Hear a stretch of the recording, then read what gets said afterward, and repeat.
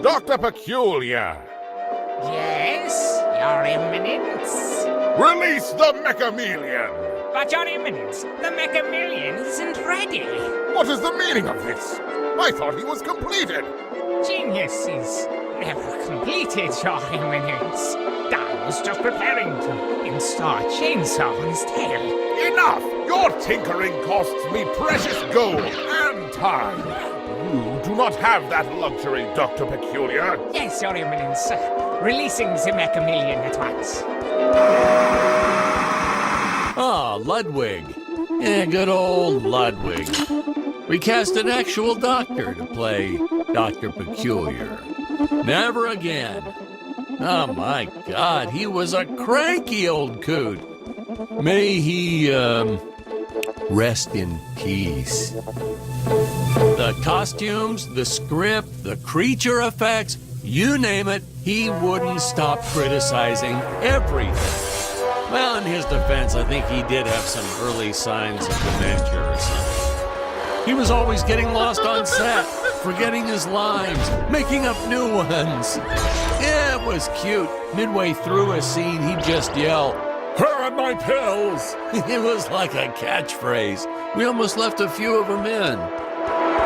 I have to say that the incredible job the animators did with the King Gorilla can only be outdone by their work in the Mechameleon. I'll leave further comments for later in the film, but this was truly an epic creation.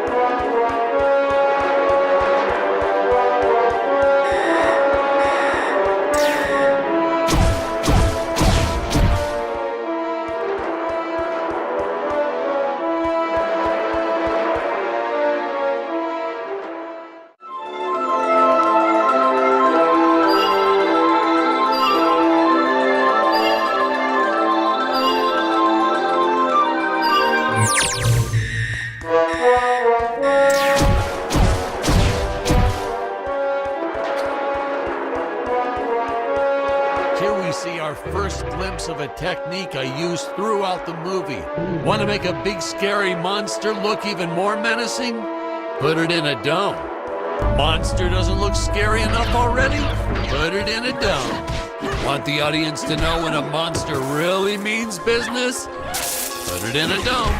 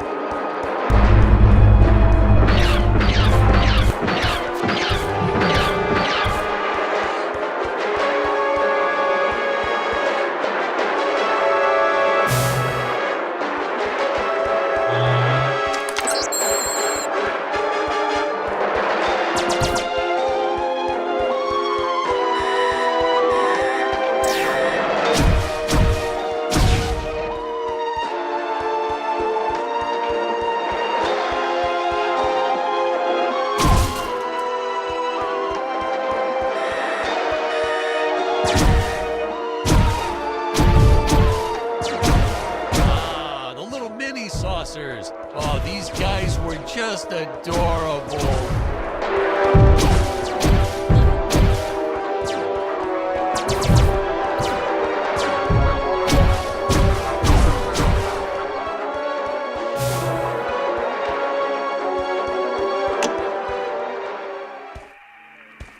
I was a huge fan of the old classic movie, The Flea from 1958. So I created this monster as sort of an homage, in respect to that film. I have the darndest time with that word homage. Man, oh man, that whip. We probably should have invested in some training courses so the actors knew how to properly handle it, but instead we just let them flail it around wildly. You know that saying, it's all fun and games until someone loses an eye? It's true.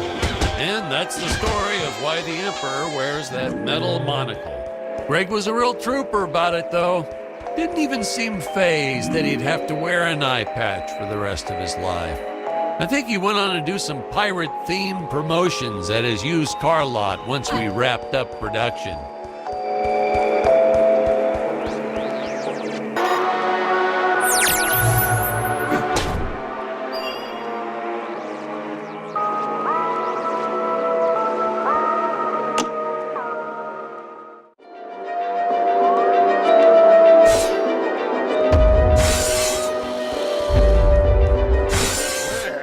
My Mechameleon! Why has it not pulverized the intruders already? I was installing photon lasers into its eyes. I hadn't finished. So the Mechameleon might be somewhat, well, blind. My indomitable guardian is blind? I do not tolerate failure.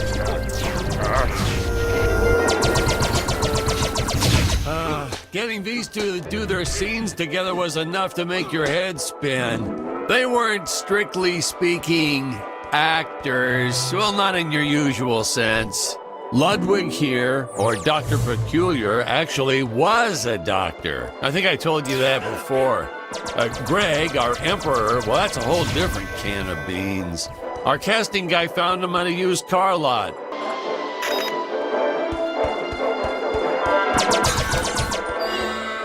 We were running out of extras and clay sculptures, but we needed more monsters. Oh, please, more monsters. So we had this brilliant idea. If you stick a puppy inside an old vacuum cleaner, wham, instant monster. Throw in a string of Christmas lights and it's camera ready in 5 minutes. And that had to be some kind of world record or something. Fun fact, boys and girls, cinematographers don't like it when you use their dog without asking permission first. But hey, to that I say, what goes around comes around. Little Buster here ruins so many shots barking all day long.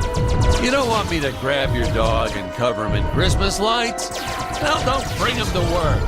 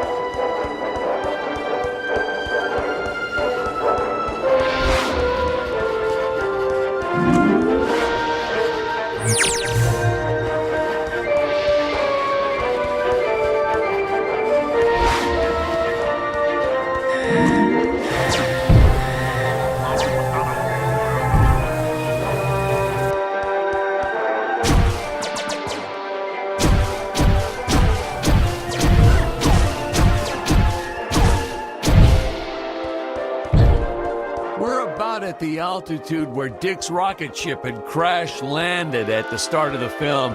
When I think back about all the work we did, building this darn tower and making models and costumes and sets and props, and then trying to keep it all straight during filming and not getting anything all mixed up. It's exhausting. Just thinking back on it is exhausting. I wish I could tell my younger self to just direct romantic comedies. It's the only way you'll get a good night's sleep.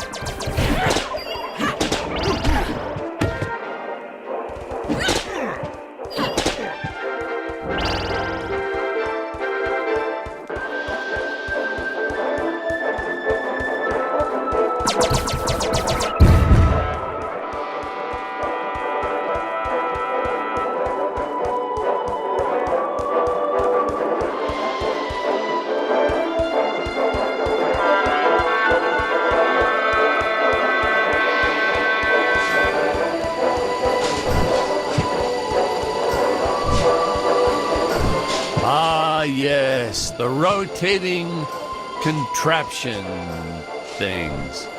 We actually used Ferris wheel parts from an old amusement park. I think it was called Disneyland. Disneyland? Isn't that kind of close to... Yeah, and the courts agreed with you. They shut them down before they opened the gates. Well, it's their own fault, I guess. Well, naturally, my production team swooped right in and bought up everything they could get their hands on. So I guess there was a silver lining to their legal battles.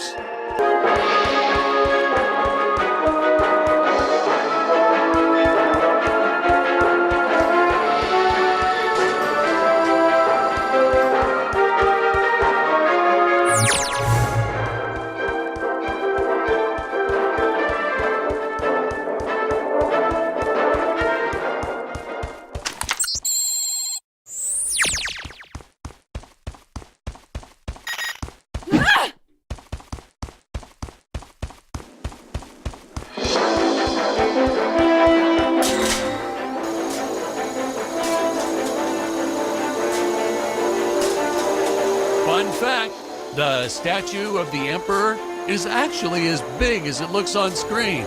Yeah, we were going to use a small model and green screen it, but then Greg offered the fun building a life-size version.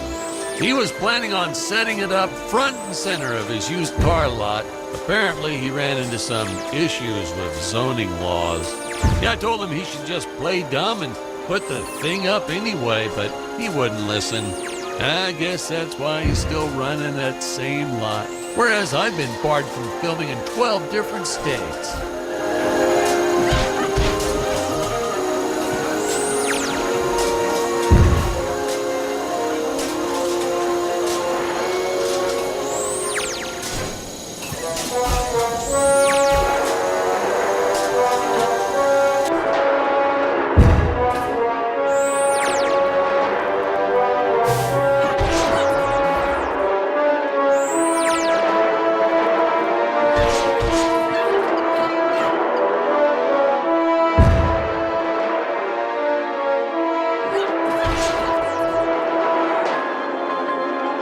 If I told you how much gold paint we used on these darn...